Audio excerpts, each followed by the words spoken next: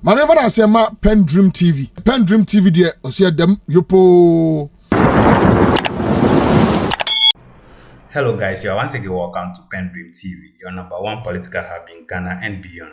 Today I would like you to join me listening to what lawyer Adaudu has to say about the misbehavior of Ken Ofori-Atta, which has landed him into this mess, and also pleaded with him to come to Ghana for his own safety and face the music as it is demanded by law, and also said that his behavior is not going to affect him per se, but the family, his children, and the party at large. And without much ado, I would like you to join me listening to what he said into detail. Before you go, if you're a new member, you have not yet subscribed, please do so. Share the link, subscribe, and also make a comment after listening to what you have heard and your option or your opinion that you think about this video or what lawyer Adaudu has said. Thank you. Be right back. Let me. You see the aura. It was not a investigation thing that was formed. Right. That they should investigate. It was facts gathering. They gathered facts, perceptions. You know, you'll be surprised to know that even drivers come and say, "This is my boss. He has gone and hidden this car, this Pajero Land Cruiser here, and some of those has been retrieved." Because when there's change of government, people come with a lot of information. So it was just that all allegations that has been gathered, and it is time for that to be investigated. It is not all allegation that has been made that becomes evidence. No, right?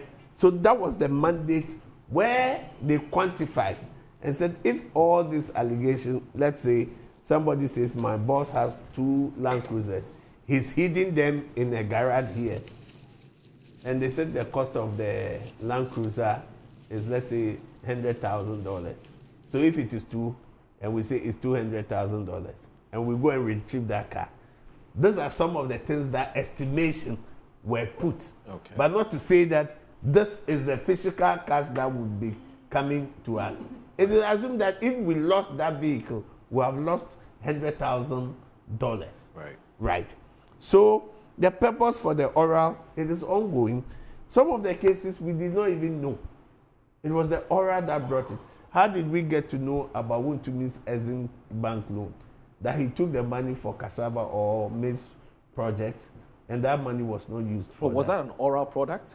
Yes. Oral produced this A case? lot of some of these things that came, it was the tip of iceberg that when they brought and got to the Attorney General, once they went into it, then they found that, oh, truly, they have some substance that we need to look at.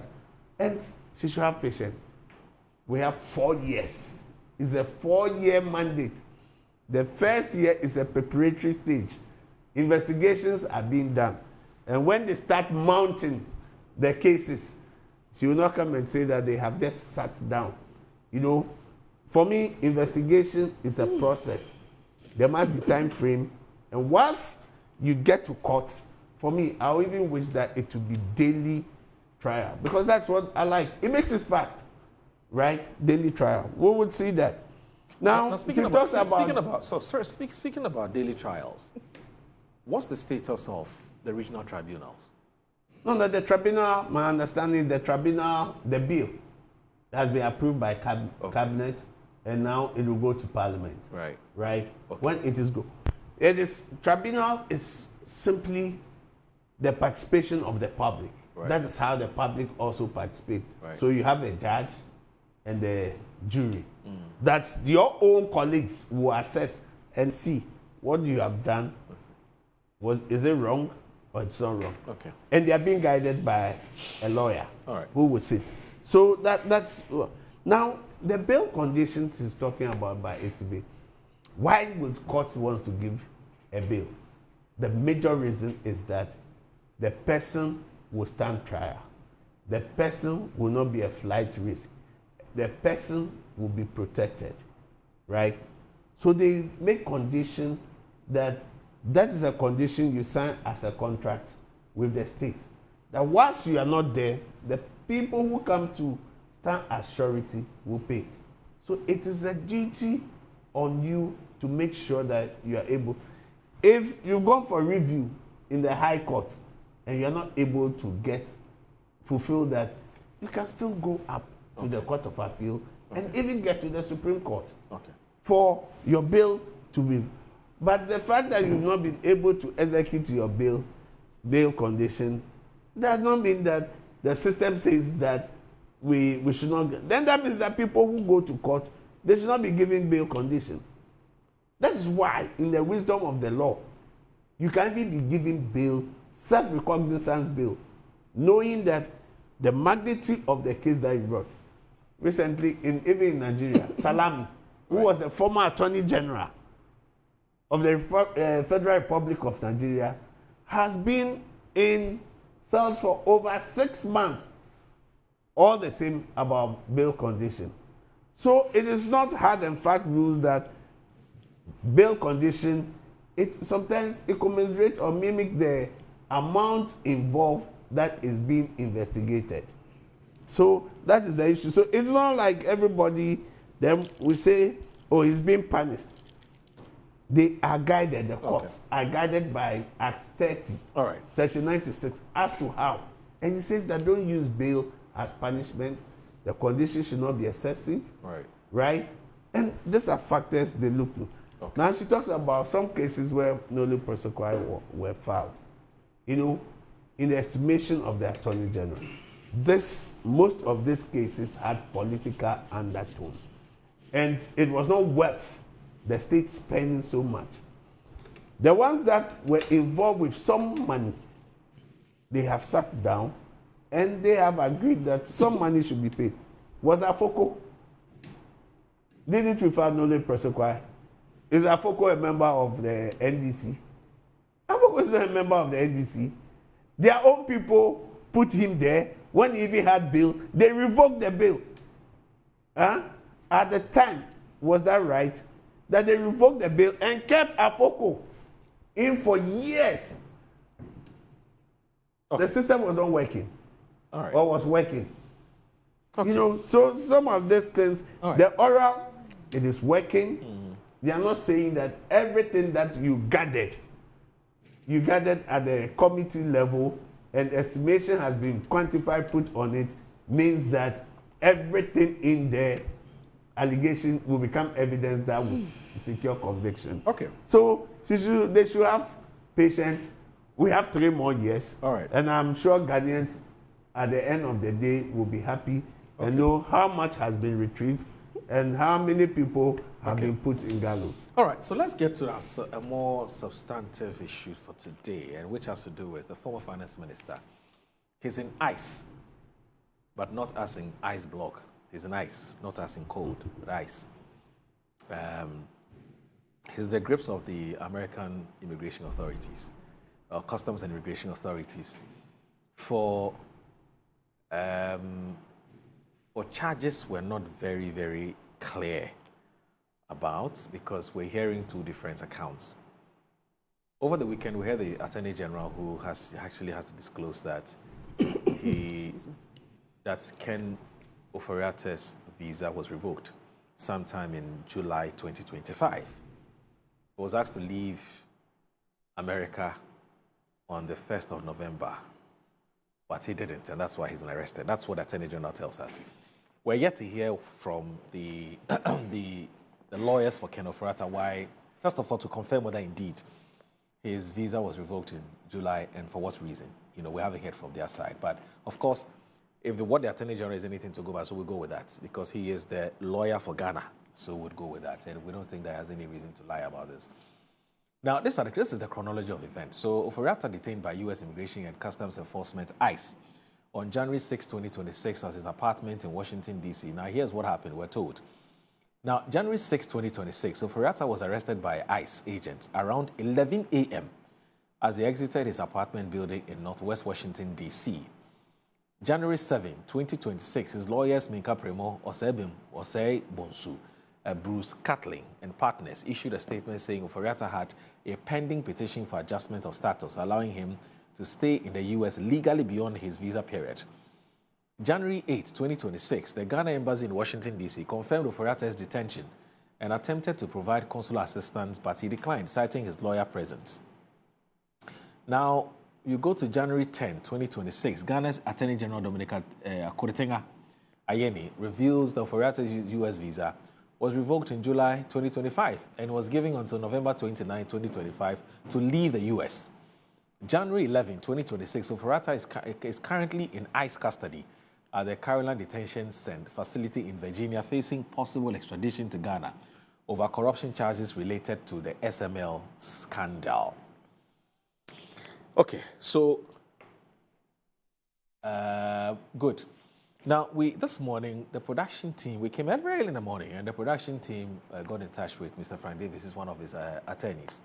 He had agreed to speak to us an hour later. Unfortunately, we've been trying to get through to him. He's not answered his call yet, or have not been able to reach him yet. So once and when we reach him, we'll speak to him to ask him about what is now in the public domain. But let me just read 2 paragraphs from 3 newspapers who have taken 3 very interesting angles as far as this matter is concerned.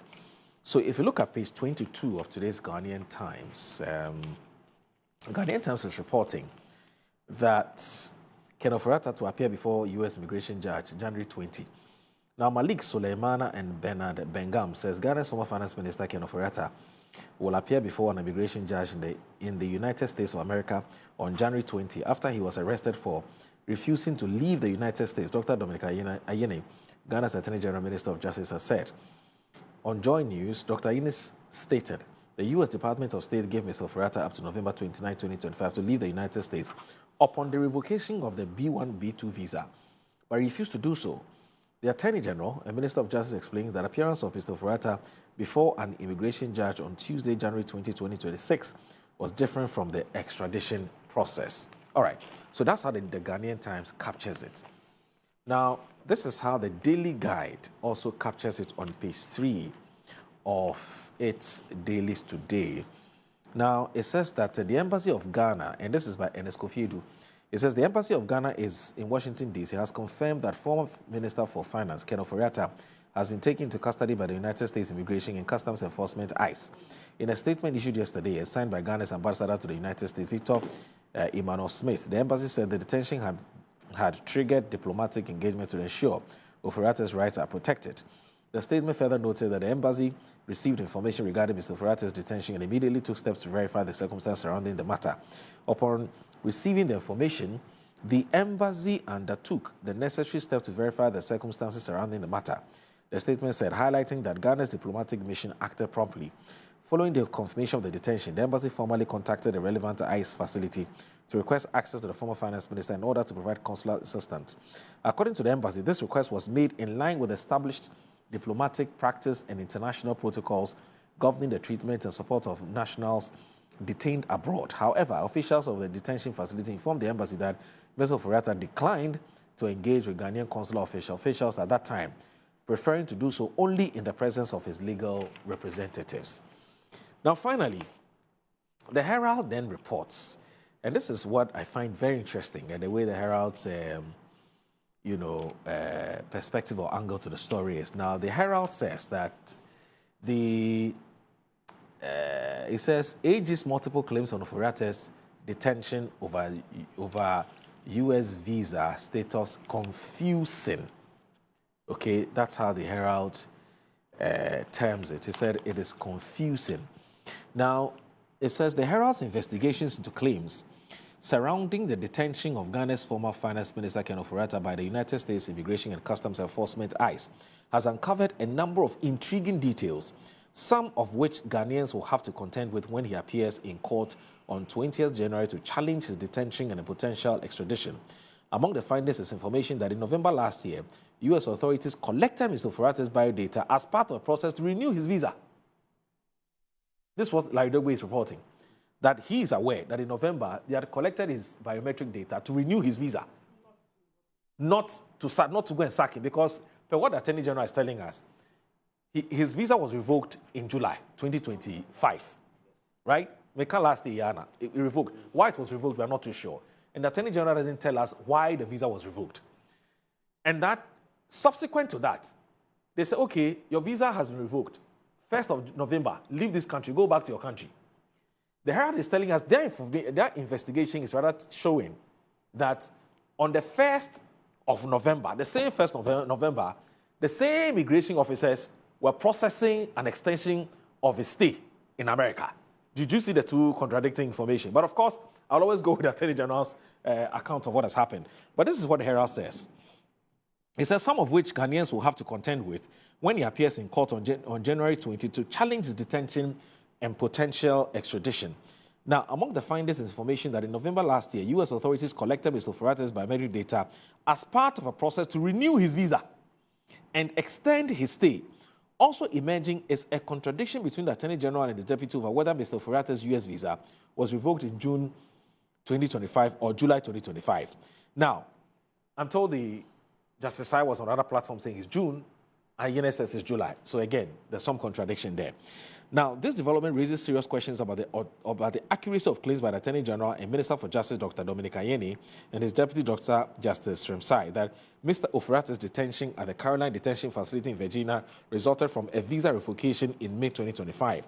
Now, U.S. immigration experts argue that it would be highly unusual, if not impossible, for the U.S. State Department or ICE to revoke a visa in July 2025 and still permit the individual to remain in the country for nearly 7 months.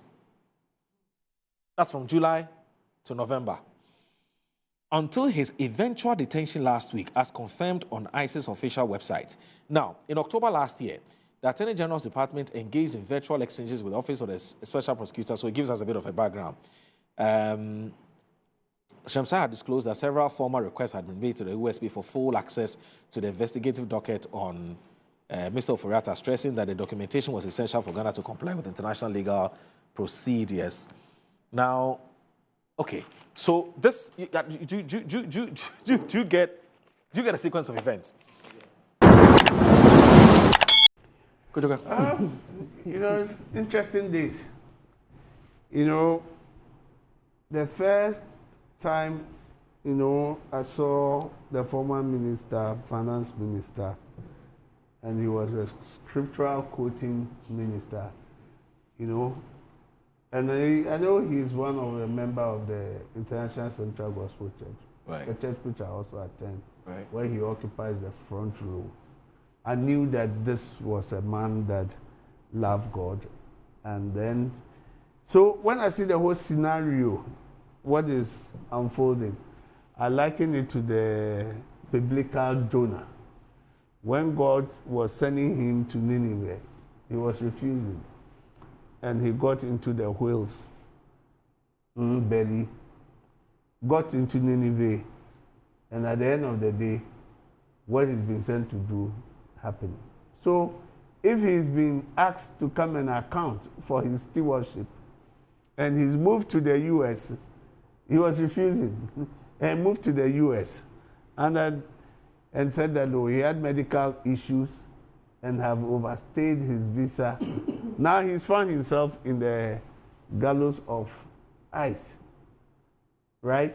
And I'm sure that once he's found himself there and he goes to court on the 20th, it will depend on the matter if the visa is expired, revoked or not. I'm sure the facts will come. When the facts come before, we will know what happened. And the extradition is a government-to-government communication. Government to government. It's not the Attorney General here who is going to prosecute.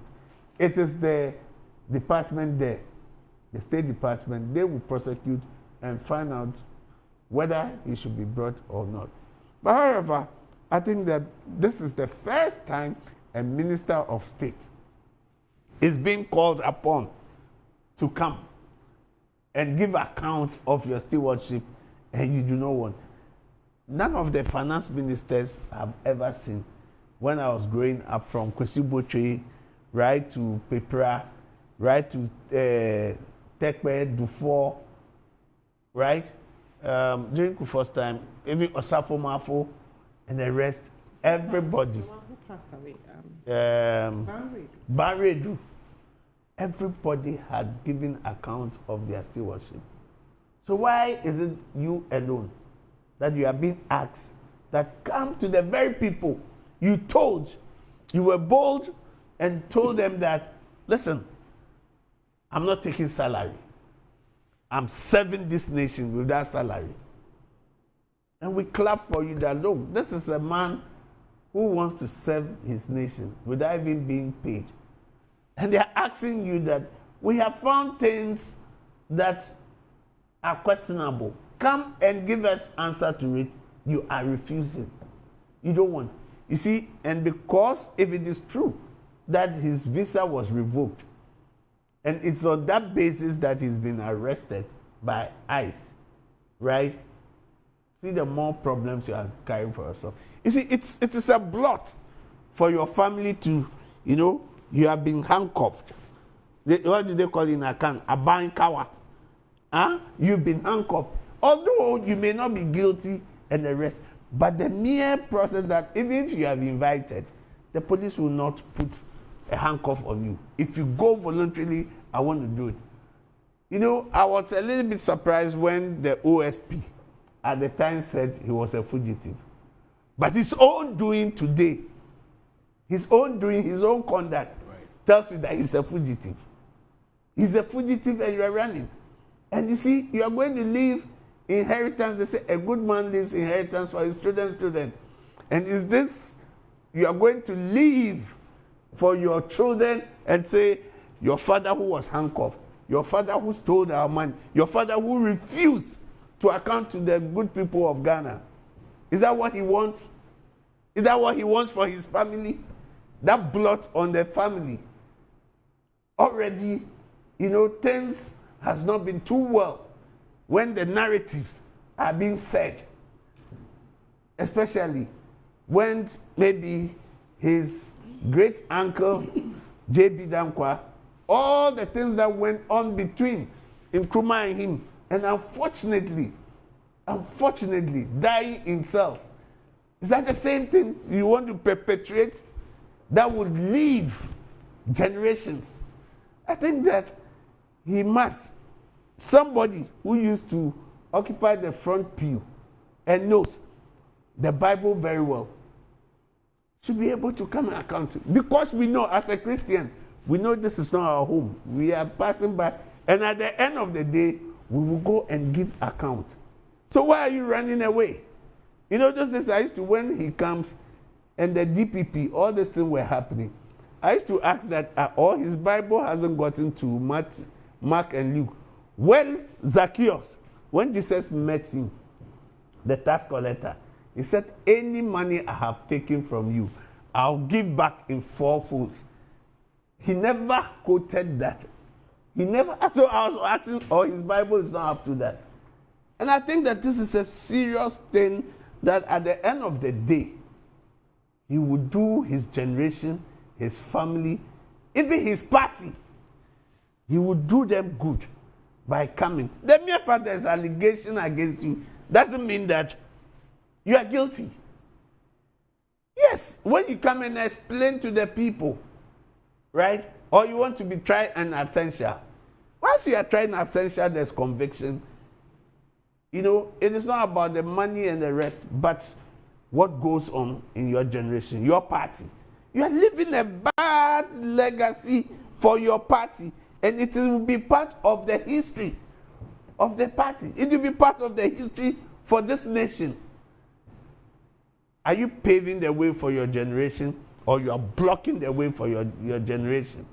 Because, look, people would ask you, who was your father or your uncle? And they will measure you and say, oh, your dad used to be a thief, or the one who was jailed, or this man.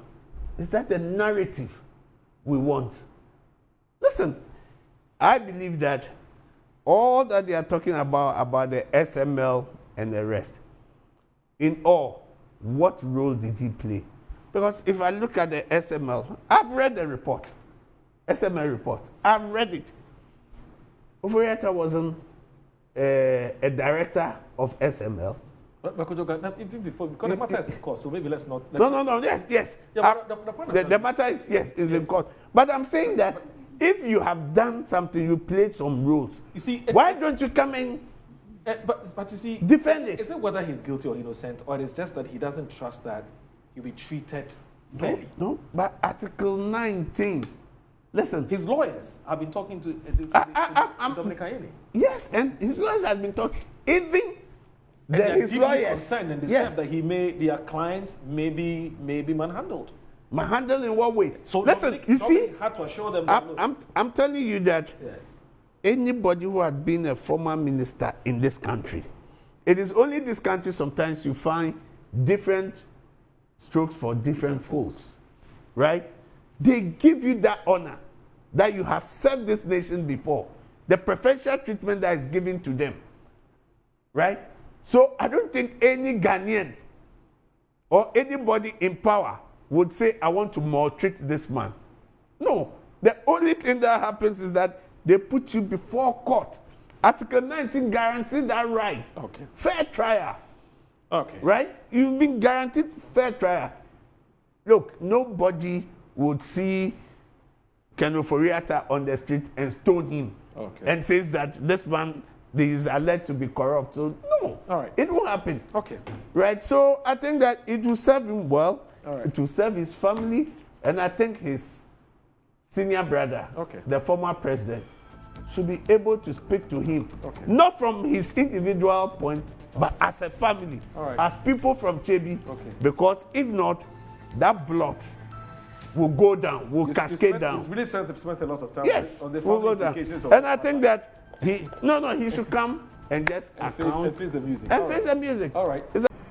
Thank you for watching this video. We much appreciate your time and say God bless you for the good work you are doing. Please, if you have really enjoyed this video, please give a thumbs up by subscribing and liking the channel.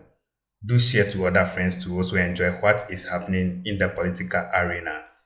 And the way forward, keep watching PENDREAM TV, keep questioning, and subscribe, turn the notification bell on to keep you updated always. Thank you. Dedi kama mamena PENDREAM TV ase. Na so far so good. Say open online portal e wo Ghana. Nipa share, nipa follow, nipa comment here. To my best of knowledge, without any biases, PENDREAM TV.